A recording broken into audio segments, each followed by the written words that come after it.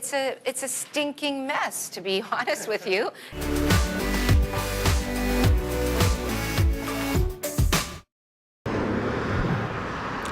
A startling allegation against Doug Ford today. The Liberals releasing an audio tape they say proves he's playing dirty politics, that he was involved in getting bogus nominations or memberships.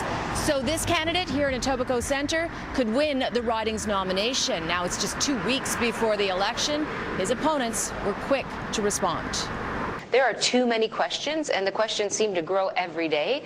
It's time he step up and talk to Ontarians about exactly, what role he's played in these nomination meetings. I mean, there's all kinds of accusations of wrongdoing, and notwithstanding the fact that these are internal processes for that party, it speaks to his value system.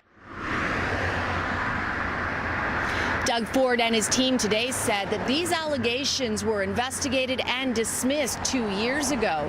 And a source high within the PC party tells me when it comes to getting bogus memberships, it happens all the time. He said 90% of the candidates do it.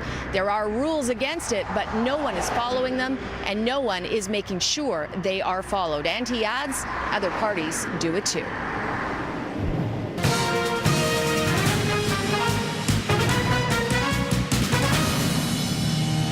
Now, NDP leader Andrea Horwath commented on the latest allegations against Doug Ford.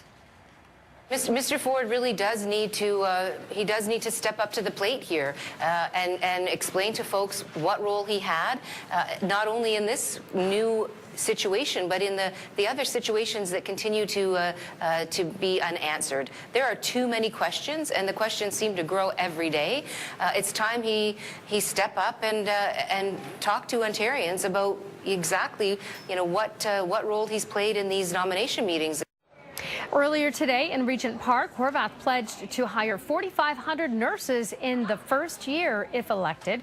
She also promised a moratorium on any further layoffs across the health system. The NDP leader also acknowledged her government would run a deficit over the first few years under her direction, but she says that is the cost of fixing problems in the system. It's a stinking mess, to be honest with you.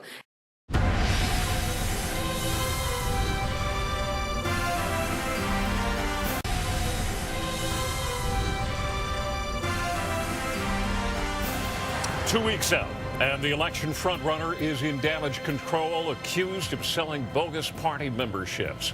Good evening. The allegations come from an audio recording released by the Liberal Party. You will hear it in moments. And the candidate in question is Kinga Surma, running for the PCs in Etobicoke Centre. This is a membership for the PC party? Yes, that's right. Yeah. It is? Yeah. I don't support the PC party. No, then you can support the person. Yeah. Oh, the person. You don't have to vote. This is just allows you to get Kinga in there.